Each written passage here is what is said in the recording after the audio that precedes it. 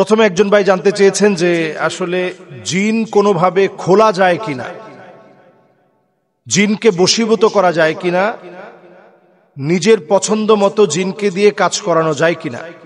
Karine জিন এটা আসলে কোন প্রকারের জিন? অত্যন্ত গুরুত্বপূর্ণ বিষয় এটি, এবং আমাদের প্রত্যেকেরই জানা উচিত যে আমাদের প্রত্যেকের সঙ্গে যে জিন রয়েছে তার নাম হচ্ছে কারিন জিন। প্রত্যেকের সঙ্গে যে জিন রয়েছে কারিনাতুল মুজমিন বা কারিন জিন আমাদের প্রত্যেকের সঙ্গে রয়েছে, যে জিনের কাজ হচ্ছে আপনাকে ওয়াসওয়াসা দেওয়া। আমাদের দেশে কিছু মানুষ মনে করে কারিন নামক জিনকে খোলা যায়, বশীভূত করা যায় এবং তাকে দিয়ে নানা ধরনের কাজ করানো যায়। এটি একটি ভুল বিষয় এবং অপব্যাখ্যা ছাড়া কিছু না। কিছু কিছু জিন কখনো কখনো আপনার প্রতি আকৃষ্ট হতে পারে আপনার ভালো আমলের দ্বারা, আবার আপনার ক্ষতি করতে পারে আপনার খারাপ বদ আমলের কারণে। সে আকৃষ্ট হয়ে আপনার ক্ষতি সাধন করতে পারে। দুষ্ট দুরাচারী যে জিনগুলো রয়েছে আপনার ক্ষতি তখন সাধন করবে যখন তার মনোপুত না হয়। আবার আপনি ইবাদত বন্দেগী করছেন, কখনো কখনো ওয়াসওয়াসা দেওয়ার জন্য দুষ্ট দুরাচারী জিনেরা আপনার ক্ষতি করার চেষ্টা করবে। প্রতিনিয়ত আপনাকে ওয়াসওয়াসার মধ্যে ফেলে দেওয়ার জন্য কারিন নামক জিন রয়েছে, সে প্রতিনিয়ত আপনাকে ওয়াসওয়াসার মধ্যে ফেলবে। তাহলে কারিন জিন এটাকে বশীভূত করার কোনো সিস্টেম পদ্ধতি নেই। কেউ যদি মনে করে যে কোনো খারাপ কাজ করে ম্যাজিকের মাধ্যমে অথবা ব্ল্যাক ম্যাজিক করে বিভিন্ন গুনাহের কাজ করে আমি কারিন জিনকে আমার বশীভূত করব, এটা যদি কেউ করতে চায় এই কাজটা শিরক হবে, মারাত্মক ধরনের শিরক হবে। এই কারিন জিনকে মানুষ বশীভূত করতে চায় এই জন্যে যে এই জিনকে দিয়ে আমি আমার কার্য সাধ্য করব, বিভিন্ন কাজকর্ম করিয়ে নিব। এই কাজকর্ম করানোর লক্ষ্যে অনেক সময় জিনকে আমরা বশীভূত করি। আল্লাহ রাব্বুল আলামিন আমাদের মতো করে তাদেরকেও বানিয়েছেন। আল্লাহ রাব্বুল আলামিন আমাদের মতো করে তাদেরকেও আল্লাহ তাআলা ইবাদতকে বাধ্যতামূলক করেছেন। শরীয়ত আমার উপরে যেভাবে অর্পিত তার উপরও শরীয়ত ঠিক একইভাবে অর্পিত। আল্লাহ তাআলা মানুষকে বরং জিনের চাইতে শক্তিশালী বানিয়েছেন বহু দিক থেকে। জিন আপনার তেমন কোনো ক্ষতি করতে পারবে না যদি আপনি প্রতিনিয়ত কিছু কিছু বিষয়গুলো আমল করেন।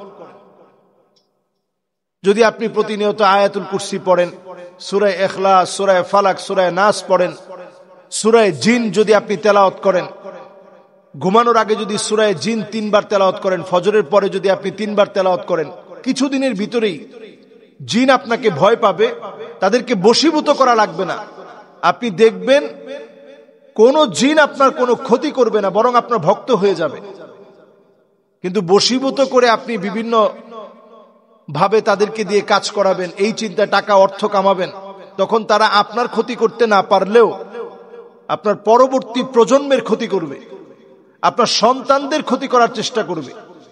যেহেতু আপনার হায়াতটা খুবই লিমিটেড, আমরা সর্বোচ্চ নবীজি সাল্লাল্লাহু আলাইহি সাল্লামের হাদিস অনুযায়ী বাইনা 60 ওয়া 70, 60 থেকে 70 বছর আমরা হায়াত পেয়ে থাকি। এর বেশি অনেকে পায়, আল্লাহ তাআলা হায়াত দিয়েছেন এজন্য পায়। নরমালি আমরা 60 থেকে 70 আমাদের নবী সাল্লাল্লাহু আলাইহি সাল্লামের উম্মতদের গড় আয়ু। স্বাভাবিকভাবে আমরা 60-70 বছর বাঁচি। আর একটা জিন 2500, 3000, 3500 বছর পর্যন্ত বাঁচে। তো সে আপনার প্রতিশোধ নিতে না পারলেও পরবর্তী প্রজন্মের প্রতিশোধ নিবে। এজন্য এই বিষয়টা অত্যন্ত খেয়াল রাখা দরকার যে জিন নিয়ে ঠাট্টা করার বিষয় না।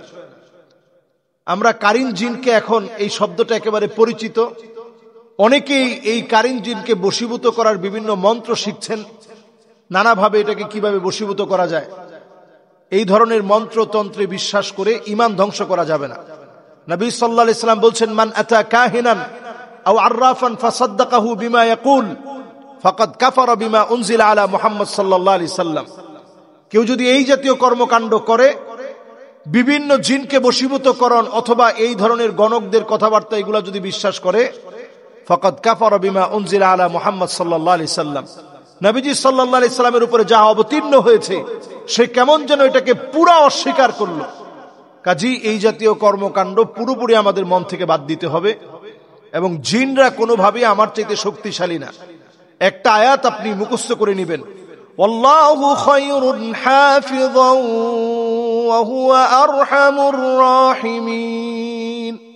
এই আয়াতে কারিমাটা প্রতিনিয়ত পড়েন, ইনশাআল্লাহ কোন জিন আপনার চাইতে শক্তিশালী হতে পারবে না। বশীভূত করা লাগবে না, এমনি তারা আপনার ভক্ত হয়ে যাবে।